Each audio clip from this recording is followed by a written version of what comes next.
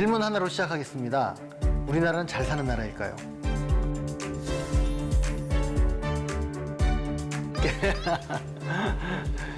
이게 우리가 선뜻 이렇게 대부분의 분들이 대답을 못 하시잖아요. 그런 게 이유가 뭔가 잘 사는 것 같긴 한데 체감하지 못하는 측면이 많이 있습니다. 그 이유는 이 부자 나라 가난한 국민 이런 말에 함축되어 있습니다.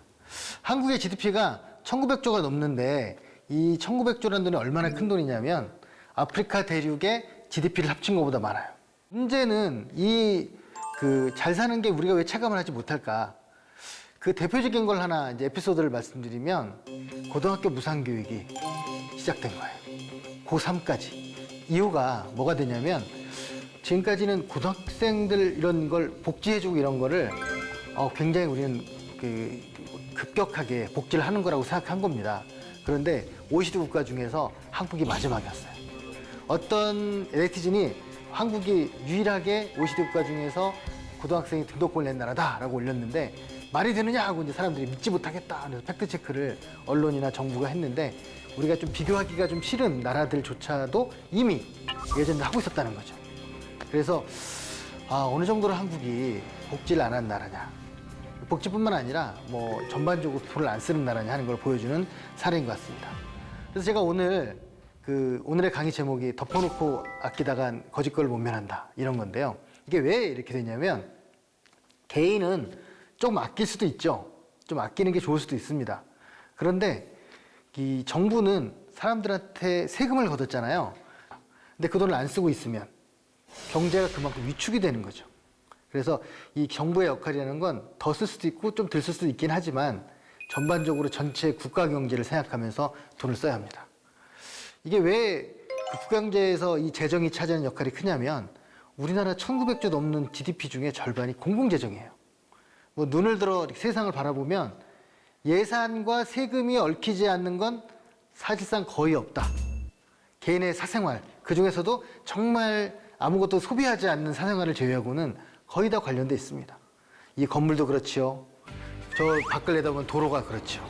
그리고 뭐 상하수도부터 시작해서 저 숲도, 뭐 다니는 버스도 그 모든 것이 다 관련돼 있습니다. 그래서 오늘 앞으로 계속 이 예산, 나라 살림에 대해서 말씀을 드리면서 우리가 꼭 알아야 될 내용 중에 우리가 그냥 부심이 지나갔던 일이 얼마나 많은가 그런 걸 좀 말씀을 드리려고 합니다. 그 가계는 아끼면 이제 꿀이 되지만 이 공공은 이 낭비가 될 수도 있습니다. 안 쓰는 것도 낭비가 될 수가 있어요. 그렇잖아요? 돈을 걷었는데 안 쓰는 것들. 그래서 이 한국 같은 경우에는 그래도 지금까지는 잘해온 나라예요. 100년 전 20대 국가에서 지금 100년 후 20대 국가를 비교해 보면 유일하게 한 나라가 빠지고 한 나라가 들어갔습니다. 한 나라가 들어간 건 우리겠죠? 빠진 나라는 어디일까요? 아르헨티나입니다. 100년 전에 아르헨티나는 5대 국가였어요.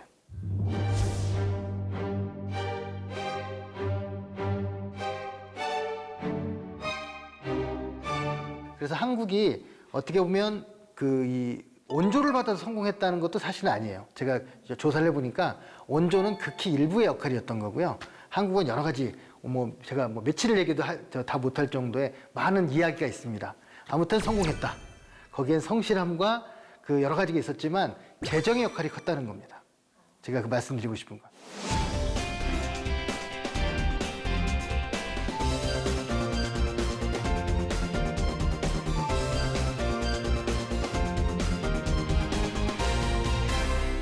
제가 예전에 중고등학교, 대학교 다닐 때 굉장히 큰 국민들의 걱정이 뭐였냐면 우리가 네 번째로 채무가 많은 나라였어요. 나라 망한다, 경제 성장되는 거짓말이다, 그렇게 이제 하면서 이렇게 한탄하고 언제 망할까 이런 걱정하고 막 그랬었는데요. 지금 그런 걱정을 하시는 분들은 조금 있긴 하지만 별로 없습니다. 그 이유는 빚이 많았지만 그 빚에도 불구하고 그 빚을 필요한 곳에 조금은 쓴 거예요. 쓰긴 쓴 거거든요. 후진국들하고 달랐던 점은 쓴 것이 더 많았다는 겁니다. 그래서 그것이 90년대로 넘어오면서 이제 한국이 본격적으로 이 성장을 하게 되고 그러면서 지금 이제 3만 불이 넘는 세계 10대 경제국가가 되었습니다. 이 그래프 이렇게 나오는 것처럼 이 IMF 때 한번 좀 주춤했죠. IMF 때 우리나라가 처음으로 GDP가 내려가고 국가 예산이 내려갔어요. 그때 우리가 굉장히 많은 빚을 냈어요. 빚을 냈고 그 필요한 곳에 쓰기 시작하면서 미래를 준비할 수 있는 겁니다. 그 해크먼이라는 경제학자가 있었어요. 보육에 투자하면 이게 저 경제에 16배 효과가 있다는 거예요. 복지인데 보육에 투자하면 그 아이들이 커서 공부를 하고 이렇게 쭉쭉 커가지고 나중에 세금을 내고 이렇게 되면서 경제 성장에 이바지하는 그 사이즈가 들어간 돈이 16배라는 거죠. 그래서 곰곰이 생각해 보면 복지조차도 과연 비용일까 하는 생각을 한번 해볼 필요가 있습니다. 복지조차도 우리가 시민으로서 당연히 알아야 되지만 이 돈을 우리가 낸 돈이잖아요. 우리가 낸 돈의 주인 노릇을 제대로 하려면 이 돈이 어떻게 만들어지고 어떻게 쓰여지는 게 바람직한 것인가에 대한 좀 공부를 좀 해야 된다고 생각합니다. 그 IMF 위기를 한번 외환 위기를 겪었고요. 그리고 이제 2008년 9년 금융위기를 겪었습니다. 그리고 지금 세 번째 위기가 왔습니다. 근데 우리만의 위기는 아니지만 이제 이 위기를 잘 넘느냐 마느냐에 따라 제가 볼 때 또 우리의 미래가 결정이 날 것 같아요. 유일하게 성공한 국가. 근데 그게 또 그냥 아르헨티나처럼 될지 안 될지는 우리가 그래서 보다 많은 사람들이 이 부분에 관심을 가져야 되는 게 아닌가 생각을 합니다. 우리가 돈이잖아요. 돈이 돌아야 돈이죠.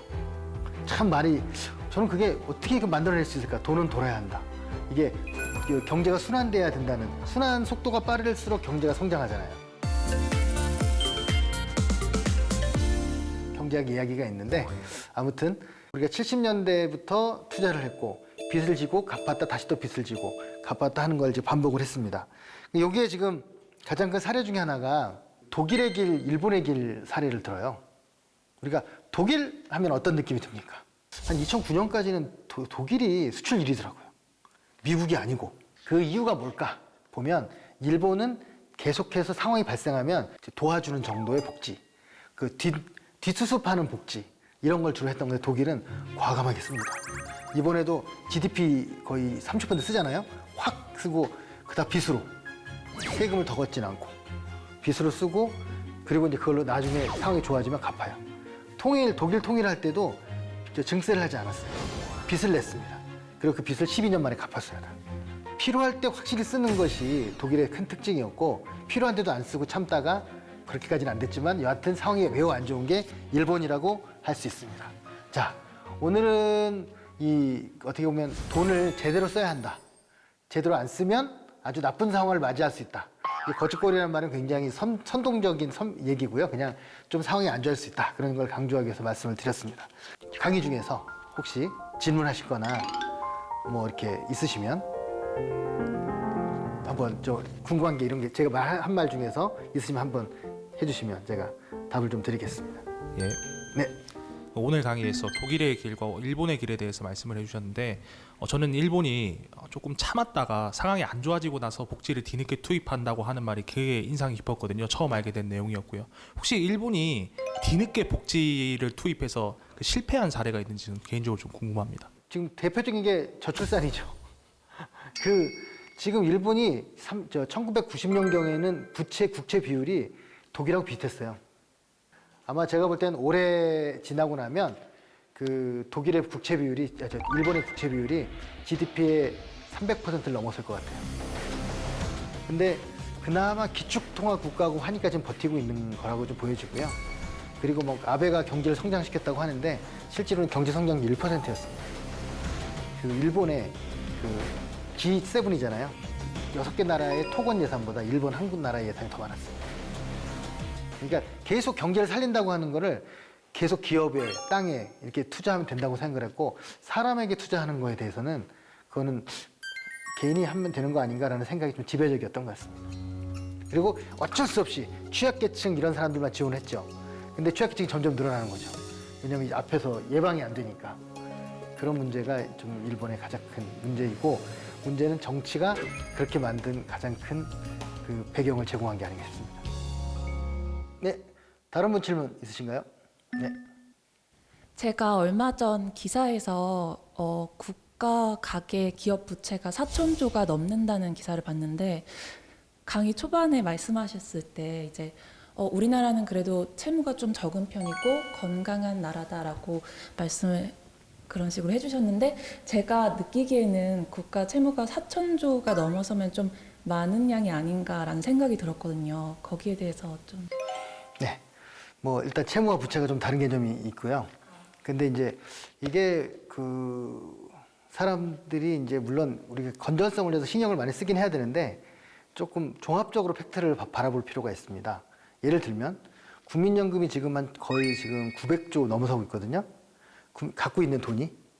그런데 국민연금의 그 900조는 다 고스란히 부채로 잡혀요. 그리고 그 4천조라고 하는 거에는 가계채무가 들어있잖아요. 일단 가계채무와 국가채무를 합치면 대부분 나라가 비슷해요. 이게 무슨 말이냐면 우리는 국가채무가 적고 가계채무가 많잖아요. 단단한 국가채무가 많고 가계채무가 적어요. 그리고 가장 본질적으로 뭐가 있냐면 잘 발표를 안 하고 OECD만 발표를 하는 기준이 있는데 순채무라고 하는 게 있습니다. 우리가 빚을 1억을 냈지만 내가 갖고 있는 돈이 1억이면 빚이 있는 걸까요? 없는 걸까요? 근데 진빚 1억만 얘기하면 엄청 많은 것 같잖아요. 우리가 빌려준 돈이 그만큼 또 있어요. 그래서 순채무 비율은 지금 10% 정도 됩니다.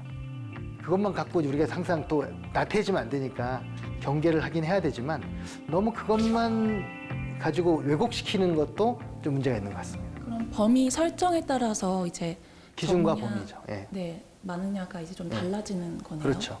그러니까 가계채무 빼고 국가채무로만 봤을 때 국가채무의 상당 부분 우리가 딴 데에 빌려준 돈들이 있는 거예요. 그리고 자산으로 갖고 있거나.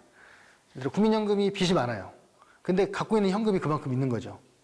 그리고 이게 이제 앞으로 한 1,500조, 2,000조까지 올라간다는 거 아닙니까? 국민연금의 보유 자산이. 그래서 일부 경제학자들은 그렇게 큰 돈을 정부 갖고 있는 게 옳은 거냐.